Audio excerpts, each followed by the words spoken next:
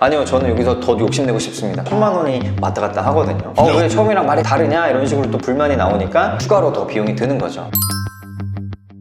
네, 안녕하세요. 부만사의 조팀장입니다. 오늘은 창업 비용에 대해서 얘기를 해볼 건데, 저희가 초기에 예비 창업자들이 PC방 창업 상담을 받을 때 견적을 받잖아요. 근데 초기에 받은 이 견적이랑 실제로 계약하고 이제 진행하다 보니까 확정되는 이제 견적, 들어가는 비용 이런 것들이 달라지는 경우들이 있습니다. 점점 늘어나는 거죠, 이 비용이. 그래서 오늘 이거에 대해서 한번 좀 다뤄보려고 합니다. 그러면 견적이 늘어난 원인은 도대체 뭐냐? 결론부터 얘기하면 추가 공사 비용 때문입니다. 뭔가 잘 모르는 사람들은 이렇게 생각하기도 해요. 계약이 진행되고 나서 발 담그고 나니까 뭐 점점 눈탱이 씌우고 이렇게 덤탱이 씌우고 막 이렇게 시작되는 건가? 그래서 막 추가시킨다는 건가? 막 이런 뉘앙스가 들기도 하고, 이렇게 오해하고 계신 분들도 실제로 있을 수 있고요. 그렇게 생각할 수 있는데, 그건 아니고 추가 공사는 별도 공사를 뜻하는 겁니다. 기본 견적이 있고 이거 이외에 지금 당장은 알 수 없지만 꼭 필요한 별도로 해야 되는 공사가 이제 추가 공사가 되는 거죠. 근데 이거는 뭐 PC방에만 있는 건 아니고 모든 업종의 공사 현장에 다 존재하는 요소입니다. 추가 공사라고 통칭해서 얘기를 할게요. 그러면은 왜 지금 당장 알 수 없냐? 이유가 뭐냐면 아직은 어디에 창업할지 점포가 정해지지 않았죠. 점포가 정해지지 않았기 때문에 지금 당장 알 수 없는 금액들이 있어요. 근데 점포가 결정되지 않아도 알 수 있는 부분은 평수에 따른 인테리어 비용 정도 예측할 수 있는 부분이죠. 그리고 PC나 책상, 의자, 뭐 이런 에어컨 이런 비용들은 대부분 이제 정해져 있기 때문에 노하드 뭐 들어가는데 얼마, 기타 등등 했을 때 총 내가 어느 정도 창업 비용이 들어가는구나 정도는 윤곽은 이제 잡을 수 있는데, 점포 결정이 되고 나서 알 수 있는 부분들이 뭐가 있냐면 철거가 있죠. 철거는 내가 지금 어떤 점포를 계약할지 모르기 때문에 점포를 계약을 했더니 기존에 이제 영업하고 있던 가게였기 때문에 여기를 이제 철거를 해야 된다 라고 하면은 비용이 이제 또 들어가는 거죠. 그리고 두 번째는 뭐 전기 관련된 공사 때문에 돈이 더 들어가기도 합니다. 예를 들면 기존에 PC방이었다 그러면 PC방에 100대짜리 운영하고 있는 기존 자리였는데 우리가 이제 그 자리를 인수해서 들어간다거나 하면 100대 운영하기 위한 이 전기의 양이 PC방의 사용량에 맞게 이제 들어와 있는 건데, 그게 아니라 새로 들어가는 거라 전기량이 더 필요하다 그러면 증설을 해야 됩니다. 근데 이제 증설을 할 때도 이게 돈이 들어가는 요소들이 다양하게 있기 때문에 이런 것들이 추가로 들어갈 수 있는 부분이고, 그리고 간판 같은 것들도 기본적으로 프랜차이즈가 최소 이 정도는 들어가야 된다라고 얘기하는 그냥 표준의 간판 사용량이 있죠. 근데 그거는 최소로 잡아서 견적은 잡는데, 그 이후로 예를 들면 2층에 유리면이 이렇게 되게 많다고 가정을 했을 때 이 유리면을 다 저희가 시한물로 덮어야 되잖아요. 근데 그거는 2층이 아닌 지하 1층인 매장은 필요 없는 금액이고 2층 이상인 경우에는 그 필요한 금액이기 때문에 그런 거는 뭐 회배당 견적이 추가가 되는 거죠. 근데 보통은 한 30회배 정도까지는 뭐 기존 견적에 포함시키고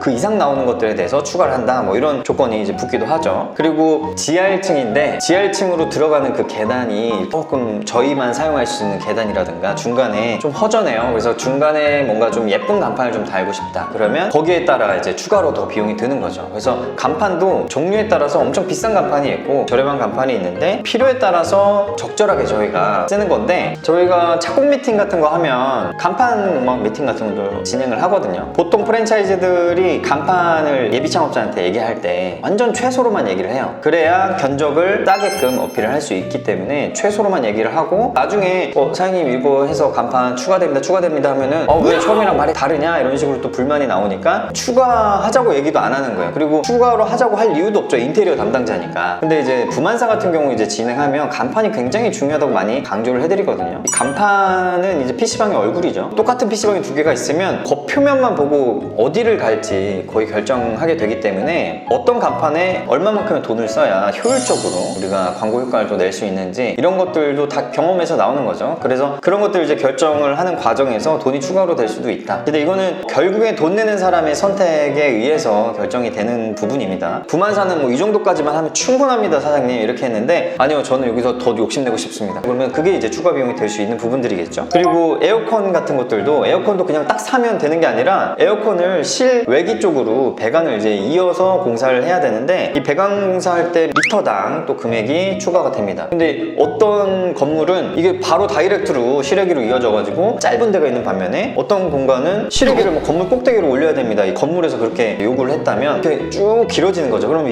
미터당 그 금액이 측정이 되기 때문에 이런 거는 또 에어컨 업체한테 추가로 줘야 되는 비용이 들어갈 수 있습니다. 그리고 점포에 따라서 화장실이 내부에 있는 곳도 있고 건물 안에 있는 곳도 있죠. 점포 안에 화장실이 있거나 아니면은 점포 안에 화장실은 없는데 건물 안에 있거나 그런 경우에 건물 안에 화장실이 있으면 저희가 따로 화장실을 공사할 필요가 없기 때문에 금액이 좀 세이브 되는 부분이 있는데 내부에 화장실이 있다. 그런데 너무 더러워서 리모델링을 해야 된다. 그러면 리모델링 비용이 또 추가가 될 수 있겠죠. 그리고 또 소방 관련된 공사들도 있습니다. 소방 같은 경우는 PC방 공사할 때 정말 중요한 부분인데 PC방이 허가업종이잖아요. 이 허가업종이기 때문에 허가사항에 맞게 소방 공사를 다 해야 됩니다. 그래서 사소하게는 뭐 인허가를 받으려면 저희가 뭐 유리문으로 보통 돼 있잖아요. 근데 이 유리문도 그대로 오픈을 하면 허가가 안 나옵니다. 소방법 기준에 맞는 유리 방화도어가 있어요. 그래서 그 방화도어로 이제 교체를 해야 되는 부분이고, 그리고 스프링클러 같은 것도 만약에 없다면 설치를 해야 되는 부분이 있는데, 예를 들어서 지하 1층인데 스프링클러 설치가 안 되어 있다 그러면 스프링클러 패키지 자체를 제가 설치를 해야 되는데 그것만 또 1000만 원이 왔다 갔다 하거든요. 그러니까 기존의 점포가 얼만큼 지금 세팅이 되어 있냐. 그리고 소방법에서 이제 지하 1층 같은 경우에는 뭐 소방관이 창문을 깨고 들어올 수 있는 공간이 없기 때문에 무조건 이제 스프링클러를 설치를 해야 되는데, 지상 2층으로 이제 올라가게 되면 스프링클러를 하거나 아니면 소방관이 불났을 때 유리창문을 깨고 들어올 수 있는 무창층 공사를 해야 됩니다. 근데 그런 것들도 이 조건에 맞게 공사하다 보면 추가로 이제 자꾸 이런 것들이 들어갈 수 있는 거죠. 꼬시려는 마음이 다분하게 있는 사람일수록 적게 얘기하겠죠. 나는 이제 더 대출도 안 나오는데 당장에 눈앞에 있는 금액을 아끼려다가 손님 잃고 매장 이미지 나빠지고, 이게 바로 소품 기술이죠. 잠깐! 예비 창업자라면 누구나 제로백 사장님들과 소통할 수 있는 카페 게시판을 운영하고 있습니다. 궁금하시거나 고민되는 부분이 있다면 언제든 물어봐 주세요. 카페로 들어오는 방법은 네이버 카페에 PC방이라고 치면 제로백 PC방 사장님 광장이라는 카페를 보실 수 있습니다. 감사합니다.